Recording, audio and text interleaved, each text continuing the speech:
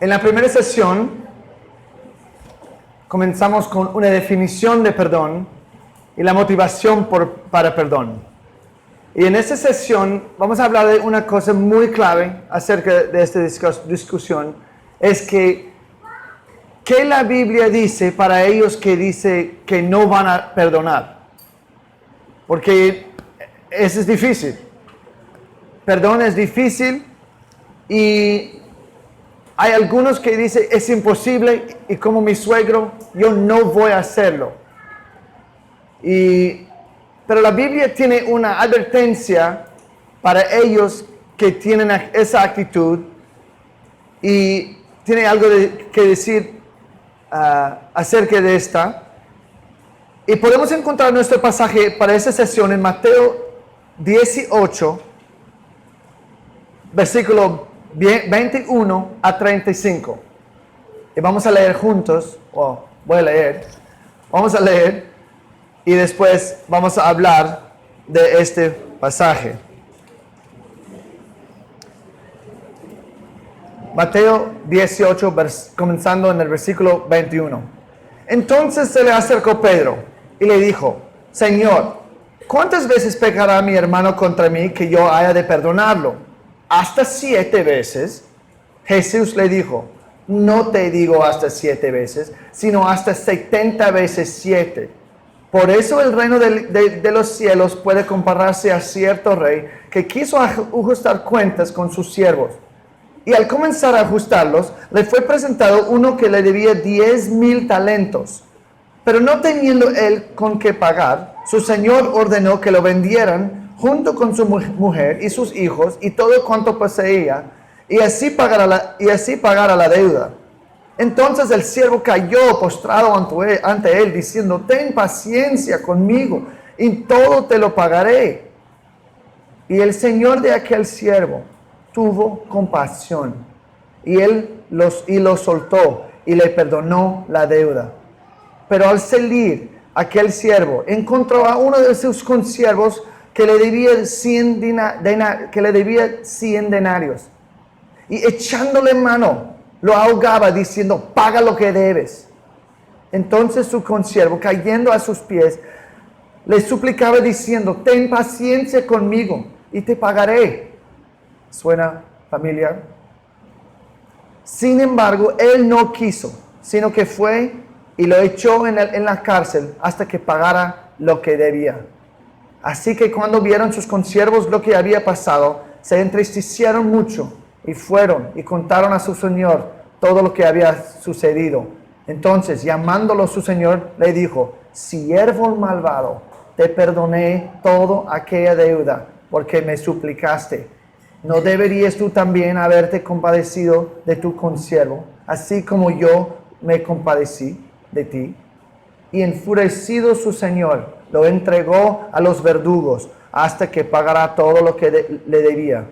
Así también mi Padre Celestial hará con vosotros, si no perdonáis de corazón cada uno a su hermano. Es un pasaje muy fuerte. Y vamos a hablar de ese pasaje porque algunos de nosotros necesitamos escuchar este pasaje explicado. Pero vamos a comenzar realmente en Mateo 18, versículo 12 a 14.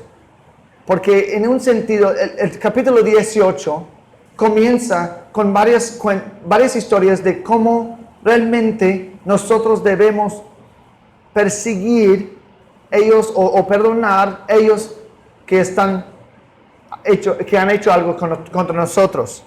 En versículo, y Pedro en el versículo 12 a 14, él escucha que Dios está diciendo que necesitamos perseguir las ovejas perdidas, y él, en una manera muy típica de Pedro, no puede contener a sí mismo, y él tiene que decir algo. Y él dice en el versículo 21, Señor, ¿cuántas veces pecará mi hermano contra mí que yo haya de perdonarlo? ¿Hasta 7 veces? Él quiere aclarar algo. Realmente para nosotros, hasta 7 veces, ¿de dónde viene eso? Pero en esa época, los judíos dijeron que solamente tenía que perdonar a una persona 3 veces. Y después de 3 veces, olvídalo. Me has maltratado demasiadas veces y ya no voy a estar paciente contigo. Después de 3 veces, no más. Y Pedro quería saber, realmente la pregunta que muchos de nosotros tenemos, ¿cuántas veces tengo que perdonar o cuántas veces una persona puede pecar contra mí y yo lo tengo que perdonar?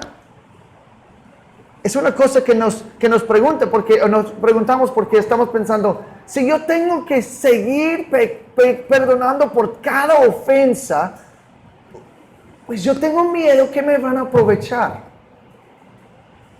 Y es una cosa que debemos tratar. Porque realmente es exactamente la pregunta de Pedro. Pero Pedro sabía algo. Él sabía, los judíos dicen 3 veces. Y Jesús realmente siempre es más fuerte con los judíos y él tiene un estándar más alto. Entonces, para ser muy recto, voy a doblar y sumar 1. Hasta 7 veces, dice. Y Jesucristo dice en versículo 22, no te digo hasta 7 veces, sino hasta 70 veces. Y esto es lo que realmente yo amo de Cristo. Es que cuando, como Pedro, alcanzamos en un punto cuando pensamos que entendemos la profundidad de la misericordia y la gracia y la compasión de Cristo, su respuesta es, tú no sabes nada todavía. Tú no sabes nada. Es aún más. Y vamos a pasar el resto de eternidad como cristianos aprendiendo más y más y más de la profundidad de la misericordia y compasión y la gracia de Dios. Y en 1,000 millones de años no vamos a estar más cerca de descubrir toda la compasión y misericordia de Dios que cuando hemos estado allí un día. Vamos a siempre por la eternidad aprender más y más y más. Entonces dice, yo no digo hasta 7 veces, sino hasta 70 veces 7 veces, o 70 veces 7. Y realmente, en algunas versiones dice que 77 veces, pero realmente ese no es el punto. El punto que Jesús está tratando, o lo que está tratando de decir Jesús, es que realmente el perdón de un cristiano es sin límite. Es sin límite. En Lucas y también está reiterado, o un pasaje paralelo, es Lucas 17:14, donde Jesús dice, si él peca contra ti 7 veces en un día y se vuelve a ti 7 veces diciendo, me arrepiento, debes perdonarlo. Es decir, el perdón de un cristiano siempre excede las ofensas de una persona contra nosotros. Pero ustedes tal vez están diciendo, pero tú no sabes que Él ha hecho a mí. Tú no sabes. Si tú sabrías, o si tú supieras, gracias. Si tú supieras que Él hizo a mí, tú entenderías por qué yo no perdonar. Y tienes razón. Yo no entiendo lo que ha pasado a ti. Pero sí, Cristo entiende. Y Romanos 5:20 dice, donde abunda el pecado, la gracia abunda tanto más. Y sabiendo que él necesitaba explicar su respuesta, Jesús comienza a decir una parábola. Comenzando en versículo 23. Y vamos a ver 3 cosas en esa parábola. Primero, la perspectiva de Dios sobre el perdón. La perspectiva de Dios. Segunda, la expectativa de Dios acerca del perdón. Y la tercera es la reacción de Dios a la imperdonabilidad o la falta de perdón, de perdonar. Entonces, primero vamos a ver la perspectiva de Dios sobre perdón, en versículos 23 a 27. Y es importante cuando en esta parábola que entendemos algo. Él está mostrándonos realmente una vista del reino del cielo. Y él dice eso.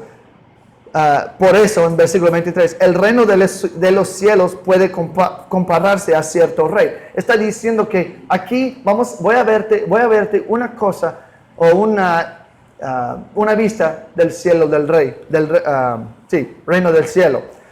Y hay un rey y hay algunos esclavos.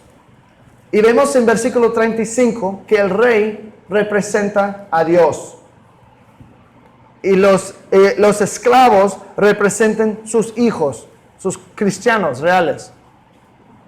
Y la palabra por el esclavo en las escrituras es una persona que renuncia a su voluntad de servir la voluntad de su Señor, en este caso Dios. Él se dedica a otras sin tener en cuenta sus propios intereses. Realmente eso es exactamente lo que es un cristiano, un esclavo de Dios. En versículo 23 y 24 vemos que por eso el reino de los cielos puede compararse a cierto rey que quiso ajustar cuentas con sus siervos. Y al comenzar a ajustarlas, le fue presentado uno que le debía 10,000 talentos.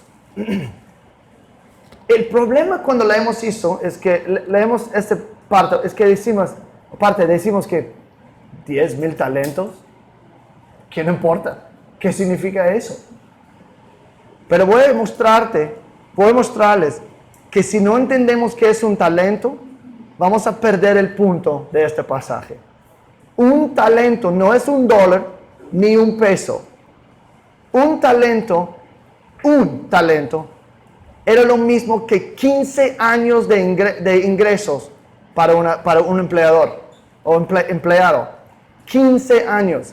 Es decir, que cuando él está diciendo, él tenía una deuda de 10,000 talentos, está diciendo más o menos, si hacemos la matemática, que la deuda de él era más o menos 150,000 años de ingresos. Y el punto de decir eso es decir, era una deuda imposible pagar. Ese es el punto. Es imposible pagar. Y sabemos eso porque en versículo 25 dijo, pero no teniendo él con qué pagar, es decir, él no podía hacerlo, él no tenía los medios para pagar. En los términos de finanzas, él era completamente bancarrota. Está incumplido, es un indigente. Y lo que ustedes necesitan entender en ese punto es que esa deuda de 10,000 talentos que él debía al rey, lo que Jesús está tratando de mostrarnos es que eso es nuestra deuda contra un Dios santo. Ya hemos hablado un poco de esto antes. Esta es mi deuda de pecado contra un Dios santo. Nosotros muchas veces leemos esta y pensamos que probablemente nosotros somos el esclavo que tiene la deuda pequeña.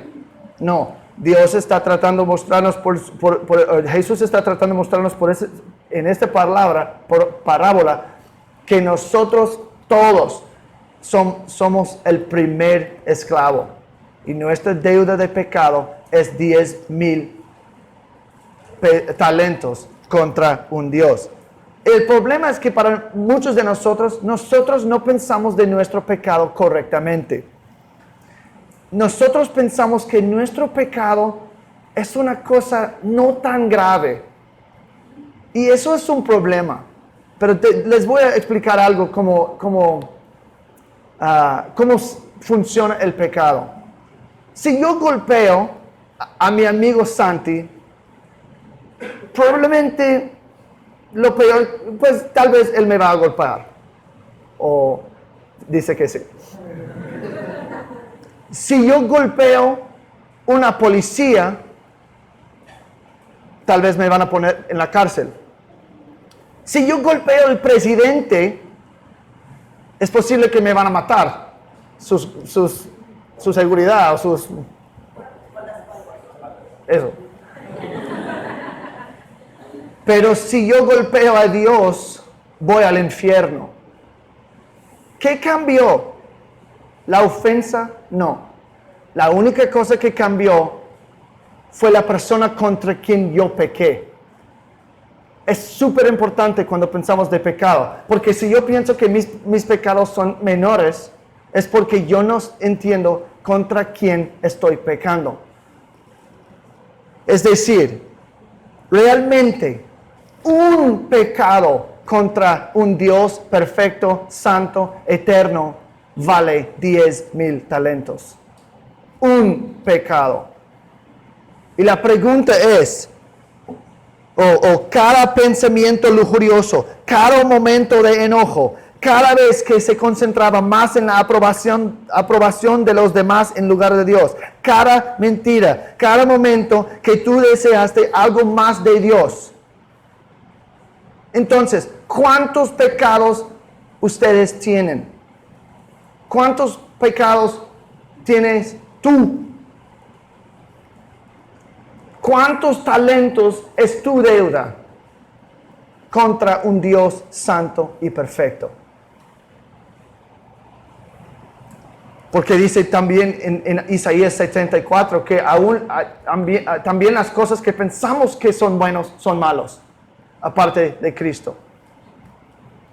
Y tal vez has preguntado antes, ¿por qué el infierno es eterno?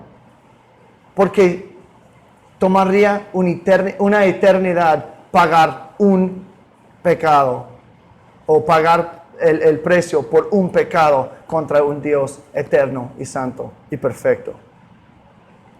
No es decir nada de las millones que hemos cometido. Y si ustedes no creen eso, que si ustedes no creen que su pecado es tan grave, es porque estás engañado por el diablo. ¿Y por qué estoy hablando de eso? Porque esa es una cosa muy importante en este pasaje. Entonces, el esclavo está traído al rey porque el hombre no podía pagar su deuda. Y el rey demanda que él, su esposa y sus hijos y todo que tiene ser vendido como pago. Le costó todo. Le costó todo lo que tenía y aún así le debía más. Y esto es lo que merece los hombres. Juicio. Cuando el rey lo puso en la cárcel, él tenía todo el derecho a hacerlo. Él debería haber hecho. Es lo que mereció el esclavo. Y también, ¿y cómo respondió el hombre? Cuando estás enfrentado con su deuda antes del rey y su incapacidad de repagar, él cae al suelo y se humilla. Él cae al suelo y se humilla. Y realmente nos debe recordar del publicano en Lucas 19, que se cae en su rostro, golpea su pecho en el templo y dice: Señor, ten piedad de mí, un pecador. Y Jesús dice que ese hombre se fue justificado. Entonces, aquí tenemos la escena. Un hombre que es bancarrota, pero tiene una deuda enorme. Y tenemos un rey que realmente tiene todo el derecho a hacer lo peor con él. Pero el esclavo ha pedido gracia, misericordia. Ten misericordia en mí. Entonces, el rey poderoso, el esclavo humillado. Y debemos sentirnos el suspenso. ¿qué va a hacer este rey? ¿Qué va a hacer? La sentencia ha sido aprobada. El acusado ha caído sobre su rostro y pidió clemencia. ¿Qué va a hacer? ¿Va a rechazar y darle lo que merece? Y vemos en versículo 27 una cosa maravillosa. Y el Señor de él, aquel siervo, tuvo compasión y lo soltó y le perdonó la deuda. Tuvo compasión. Pero solamente para perdonar a alguien no es gracia perfecta. Sí, el Evangelio enseña que Dios nos perdona, gracias a Dios. Pero si yo estoy completamente bancarrota con una deuda tan enorme y Él elimina mi deuda, todavía no tengo dinero. Y si Él solamente me perdona, yo me salgo del banco con 0 en mi cuenta. Y lo que pasa es si el Evangelio termina allá, es noticia buena, pero no es tan buena. Pero 2 Corintios 5, 21 dice que también Cristo nos da su rectitud, su justicia. Y si al que no conoció pecado, le hizo pecado por nosotros, para que fuéramos hechos justicia de Dios en él. Eso es buena, esa es la mejor noticia, que también, que nosotros estamos perdonados, también al mismo tiempo estamos dados la justicia de Dios, de Cristo. Pero en esa situación, vemos que Dios, el Rey, tenía compasión en él, y no solo perdonó, pero le liberó. Le soltó. Y eso realmente es lo que hace Dios para todos nosotros que pedimos gracia y misericordia de Él. Él puede perdonarnos y liberarnos y darnos la justicia y rectitud de Dios. Eso es la noticia buena. Eso es el Evangelio. Y también es muy importante saber que este hecho es de donde viene nuestro poder a perdonar a otros. Es importante recordar eso. Alguien dijo una vez, los cristianos pueden perdonar tanto porque hemos sido perdonados tanto. El perdón es costoso. Solo no es costoso para la persona que está perdonado. En este caso, el rey, cuando perdona al esclavo, está diciendo, estoy perdiendo 10,000 talentos. Porque cuando él perdona, él ya no va a recibir, ¿verdad? Entonces, ese es el Evangelio. El rey, el perdón no era gratis para el rey. Pero a la luz de nuestra enorme deuda contra Dios, Él mandó su propio Hijo, quien está matado y sufre el castigo que nosotros merecemos. Y nosotros somos liberados y Él pierde mucho. Le cuesta todo. Eso es la perspectiva de Dios en perdón. Ahora vamos a ver la expectativa de Dios acerca del perdón. En versículos 28 a 33. Hay una transición, dice, pero al salir en 28, aquel siervo encontró a uno de sus consiervos y él hace algo que para nosotros es increíble. Hasta que nosotros damos cuenta que nosotros hacemos la misma cosa. Cuando estamos leyendo, decimos, ¡ay, qué horror! ¿Cómo puede hacerlo? Encontró a uno de sus consiervos que le debía 100 denarios. 100 denarios, ok, sabemos que es un talento. ¿Qué es 100 denarios? Un denario era lo mismo que un día de pago. Entonces decimos que, pues 100 denarios es más o menos 3 meses de ingresos. Es importante decir que 3 meses no es nada. Eso es grande realmente para nosotros. Si alguien te debía 3 meses de ingresos, eso no sería nada. Pero comparamos los tamaños de las deudas. Eso es extremadamente importante, porque 100 denarios no es insignificante, pero cuando comparamos con 10,000 talentos, es nada. Es nada. Es inconsecuente. Y estos 100 denarios representa el pecado de una otra persona contra ti. Y algunos de ustedes están pensando que, ay no, es súper más grande que eso. Pero ese es Jesús que está hablando.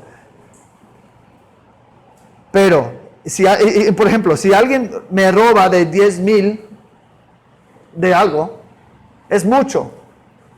Pero si yo estoy robando billones o 1,000 millones de otra persona, 10,000 es poco.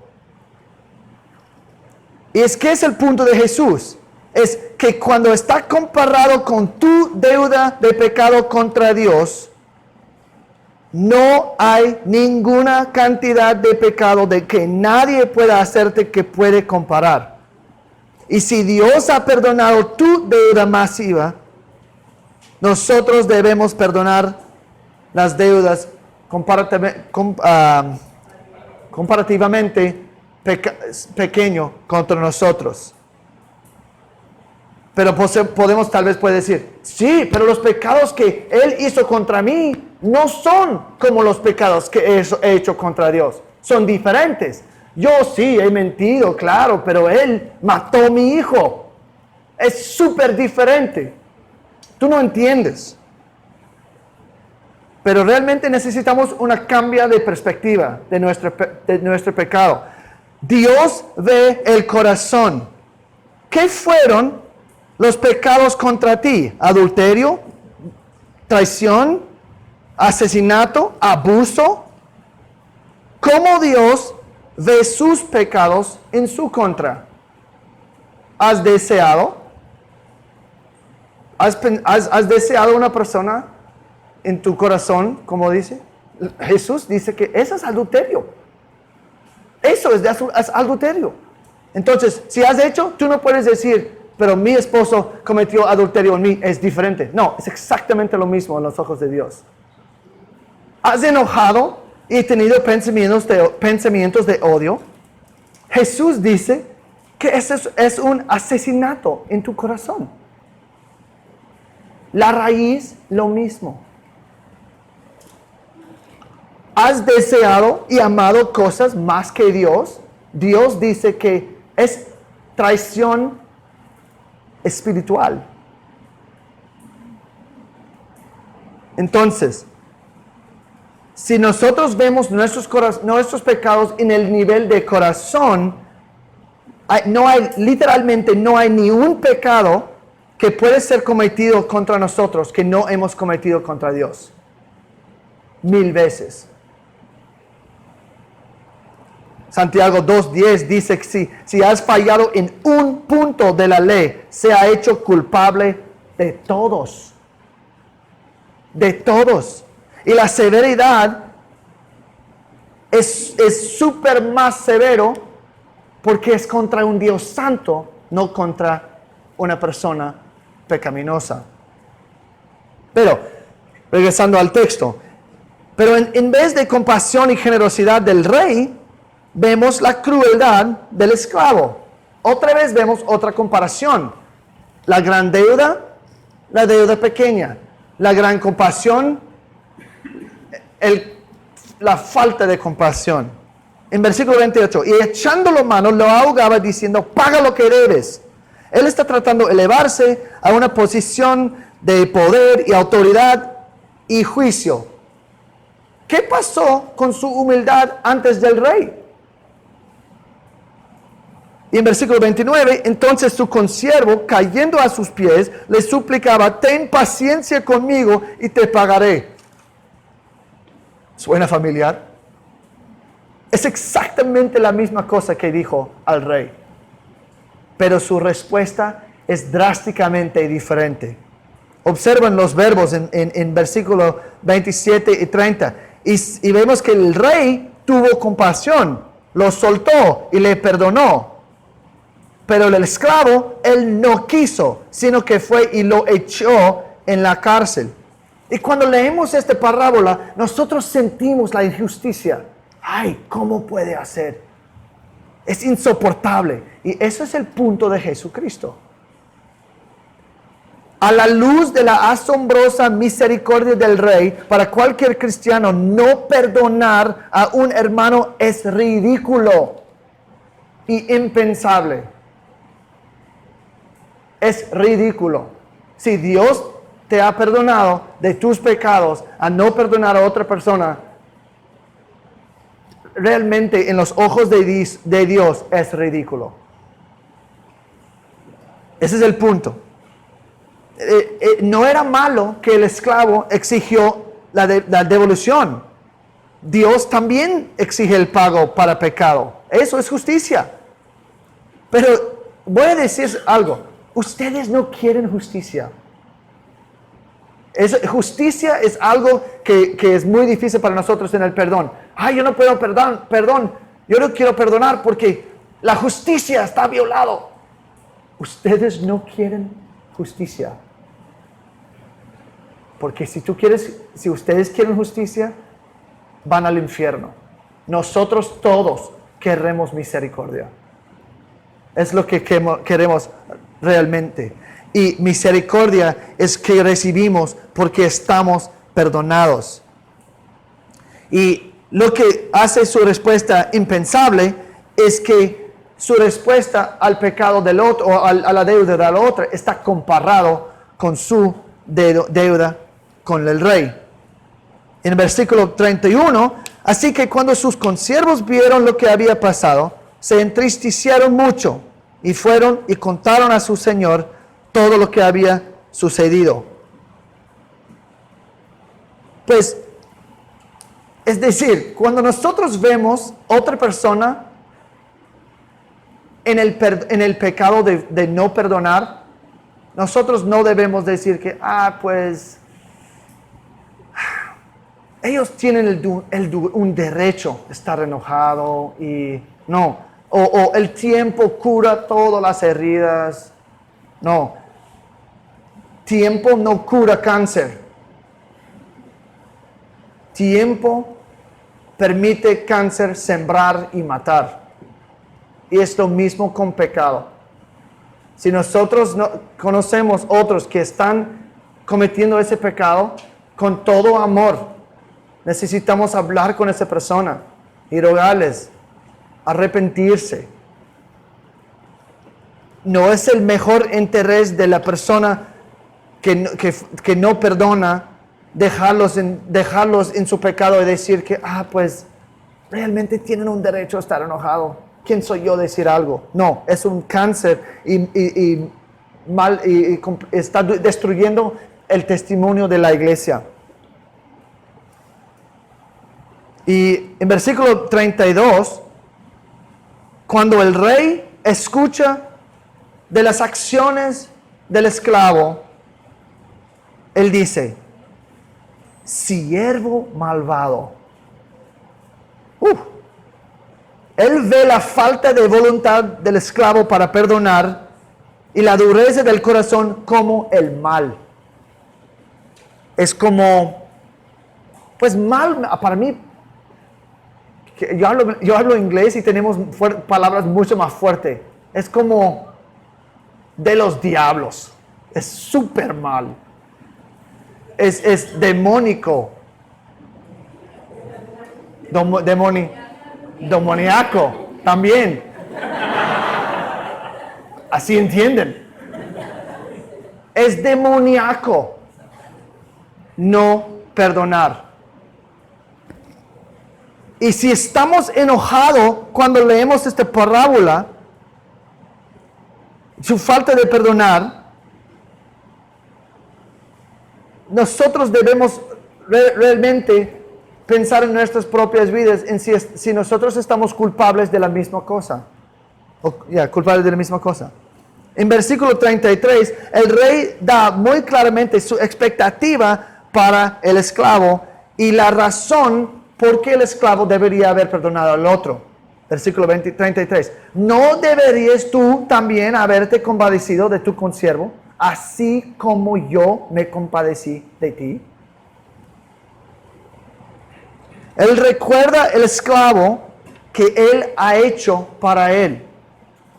Versículo 32. Te perdoné toda aquella deuda porque me suplicaste. Entonces, hemos visto la perspectiva de Dios en perdón y la perspectiva y la expectativa de Dios acerca del perdón. Y la tercera cosa que vemos es la reacción de Dios a la imperdonabilidad. Imperdonabilidad. Falta de perdón. Falta de perdonar. Más fácil. En versículos 33 a 35. Dios no solo ve nuestra falta de perdonar como malvada, pero te enfurece. En versículo 34, lo entregó a los verdugos hasta que pagará todo lo que debía. Ay, ¿qué significa eso? Ese debe asustarnos. ¿Él revocó su perdón? ¿Él perdió su salvación? ¿Qué pasa? ¿Quién son los verdugos? Eso es muy importante porque en la conclusión final de esta parábola, Jesús dice, así también mi Padre Celestial hará con vosotros si no perdonáis de corazón cada uno a su hermano. Pues en muchos lugares en las Escrituras vemos claramente el resultado de no perdonar a otros. Dice que Dios no te va a perdonar. Es una advertencia aterradora. Y Dios muy claramente hace que nuestra permanente relación espiritual depende de nuestra voluntad de perdonar a los demás. Si nosotros perdonamos a otros, Él va a perdonar a nosotros. No para salvación, es muy importante, no para salvación, pero sino de una manera santificante en curso. Es como cuando nosotros, como cristianos, no perdonamos a otros, nuestra vida espiritual va a sufrir mucho, porque Él va a comenzar el proceso de disciplinarnos. Y la disciplina de Dios puede ser fuerte. Es un hecho de gracia, según Hebreos 12. Pero eso no significa que es divertido. Porque en Marcos 11 y 26 y Mateo 6, 14 a 15 dice que si no perdonamos, que Dios no va a perdonarnos si nosotros no perdonamos a otros. Él va a disciplinarnos, como dije. Pero ¿qué significa que Él va a mandarlos a los verdugos? La palabra verdugo aquí significa el quien provoca la verdad por el uso del dolor. Proviene de una palabra raíz que significa tormento, acoso o ser maltratado como un barco en un viento de cabeza. Y lo que yo creo es que cuando una persona rechaza rechaza perdonar a otros, en un acto de disciplina, que es un acto de gracia, Dios, para restaurarlos, que es realmente la tema del capítulo 18, como un barco maltratado en un viento de cabeza, esa persona va a experimentar un destino espiritual similar. Hasta que repagan lo que deben, que es perdón a la otra persona, ellos van a entrar en una vida muy difícil, doloroso, lleno de estrés, penurias, presión, etc. Científicamente, no en la Biblia, dice, estudios han mostrado, la amargura y los sentimientos de enojo y depresión que lo acompañan pueden estar relacionados con problemas de salud, como problemas cardiovasculares y un sistema inmunológico, débil e incluso pueden afectar la función de los órganos. Puede ser un tipo de disciplina de Dios. Mi suegro que rechace perdonar, desde ese punto su salud es horrible. Estoy convencido que la mayoría deprimido y problemas con varias cosas. Y estoy convencido, según este pasaje, que ese rechazo de hacerlo es uno de los efectos de su falta de perdonar. Al final, Jesús resume la parábola con una declaración en versículo 35. Así también mi Padre Celestial hará con ustedes si no perdonan de corazón cada uno a su hermano. El creyente que no perdona satisfará a Dios solo perdonando ellos que han pecado contra Él. Especialmente su hermano cristiano. Y aunque nosotros estamos perdonados, legalmente estamos sin condenación. Mientras seguimos pecando, hay una necesidad diaria de Jesús, de la limpieza en curso, como dice en la última cena con Pedro. Ya has sido limpiado, Pedro, pero necesitas que sus pies están limpios. Mi traducción. Es decir, sí estás salvo o eres salvo, pero necesitamos estar limpiados, necesito estar santificados y necesito estar continuamente perdonado de Dios por mis pecados. No en senso eternal, no en sentido eternal, pero en mi vida diaria. Y la última condición que vemos en versículo 25 es que perdón tiene que ser del corazón. Ese no es un tipo de perdón que es en palabras, pero realmente estoy manteniendo algo en mi corazón. No, tiene que ser en el nivel del corazón. Y una de las preguntas que tenemos que preguntar cuando estamos luchando con la falta de perdón, especialmente con cristianos, porque este pasaje está hablando de creyentes entre creyentes. Dice, ¿Dios ha perdonado a esa persona como cristiano? Y si son creyentes, sí, Dios le ha perdonado. Y si Dios ha perdonado a esa persona, mi hermano cristiano que me ha ofendido, ¿es mi estándar de perdón más alta que Dios? ¿Que lo tiene Dios? Ojalá que no, porque Él dice que con el juicio que ustedes juzguen, serán juzgados, y con la medida con que miden, se les medirá. Y Santiago 2:13, juicio será sin misericordia para el que no ha mostrado misericordia.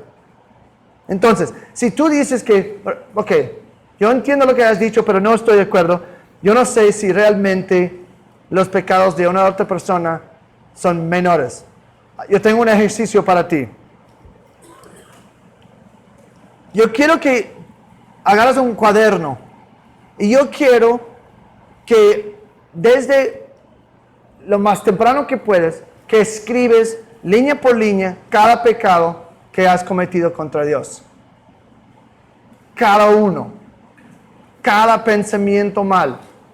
Cada vez que si has deseado 5 mujeres en 5 minutos, 5 líneas diferentes. Yo quiero que notas todos tus pecados contra un Dios santo. Y la pregunta que tengo es, ¿cuántos cuadernos podrías llenar con tu lista desde niño? El problema es que yo tengo niños que tienen 1 y 3 y no saben que están pecando, pero pecan continuamente. Pregunta a tus padres, ¿cuántos pecados tenían antes de la edad de 5? No quieres tú no quieres esa lista. Entonces, si tú haces esta lista de tus pecados contra Dios, ¿cuántos cuadernos tendría? Miles, millones, 1,000 de millones. Y para ser justo, en otro cuaderno, nota todos los pecados que la otra persona tiene contra ti. Línea por línea, está bien. Y la pregunta es, ¿cuál montón sería más alto? Es obvio. Entonces, si ese es su problema, pero yo lo digo eso porque es como una tarea para nosotros que tenemos problemas de perdonar. Es para mostrarnos que realmente, exactamente lo que dice esa parábola, es ridículo tener un corazón que dice que yo no voy a perdonar a nadie. Porque Dios dice, no, tu pecado es peor. Hemos visto hoy la perspectiva de Dios sobre el perdón, la expectativa de Dios acerca del perdón, la reacción de Dios a la falta de perdonar. Y también voy a darles algunas razones, al final voy a darles algunas razones porque yo creo que no perdonamos. Primero, porque nunca hemos experimentado la misericordia divina y el perdón de Dios para nosotros mismos. Es que tal vez tú todavía tienes una deuda de 10,000 talentos contra un Dios santo. Y la Biblia dice, tú vas a pagar esa deuda por el resto de la eternidad en el infierno si tú no arrepientes. Perdón de otros no es una condición de salvación, es un resultado, es un fruto de salvación. Y si una persona dice, yo no puedo perdonar, la primera cosa que debe o que entra en mi cabeza es que tal vez esta persona no es un creyente. La falta de perdonar es un fruto de un incrédulo. No, yo no estoy diciendo que si tú no puedes perdonar que no eres creyente, pero es posible. Un incrédulo no puede, porque nunca ha experimentado la gracia de Dios, no puede mostrar gracia a otros realmente. Mateo 7 dice que vamos a conocer cristianos por su fruta. Fruto. Una disponibilidad a perdonar es muy conectado con cómo podemos saber que vamos al cielo.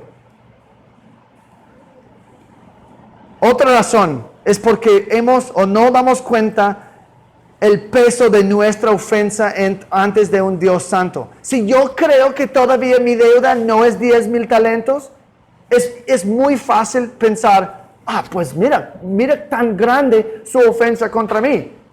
Y lo que necesitamos hacer en ese momento es pensar más en el peso de mi pecado contra un Dios santo.